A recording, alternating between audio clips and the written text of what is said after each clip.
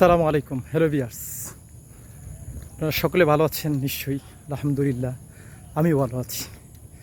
তবে আজকে আমি নিজে উপলব্ধি করছি এমন একটি কথা আপনাদের সাথে শেয়ার করব।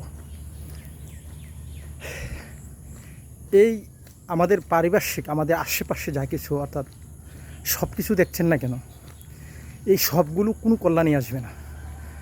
আমরা কি করি, কি পাচ্ছি না, কি পাবো কি না পাবো, এই নানান ধরনের সমালোচনা করি। আরে ভাবদেন না শুধু সমালোচনাগুলো, আগে নিজকে শুদ্ধি, মানে নিজের আত্মা শুদ্ধি করুন। কোনটা ভালো, কোনটা মন্দ, কোনটা নেই, কোনটা অন্যায়, দেখবেন কত সুন্দর লাগবে পৃথিবীটাকে। আল্লাহর যে সিস্টেম কত সুন্দর, রাসূলের আদর্শ কত সুন্দর। অর্থাৎ নিজে আত্মশুদ্ধি করুন, কারো সমালোচনা না করে। আর এই সমালোচনা করার আগে 100 বার ভাবুন না আপনার মাঝে কত ত্রুটি বিচ্যুতি আছে। আর নিজে শুধরান, নিজে শোধার চেষ্টা করুন, শুধরিয়ে নিজে আত্মশুদ্ধি করুন। অন্যের সমালোচনা, ওভারঅল সকলের সমালোচনা বাদ দিয়ে আপনি নিজে আত্মশুদ্ধি করার চেষ্টা করুন। আপনি নিজে একজন মুমিন, পবিত্র মানুষ হওয়ার চেষ্টা করুন।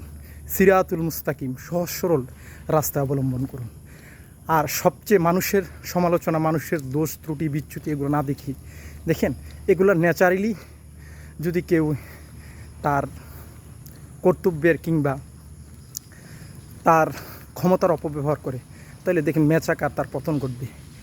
দেখেন মহাকাল ছেড়ে দেয় না। তবে আমি একটি কথা বলবো, অন্যের সমালোচনা না করে, অন্যের দোষ ত্রুটি না খুঁজে নিজের দোষ ত্রুটি খুঁজুন। নিজে আত্মশুদ্ধি করার চেষ্টা করুন, তাহলেই আপনি লক্ষ্যে বুঝতে পারবেন।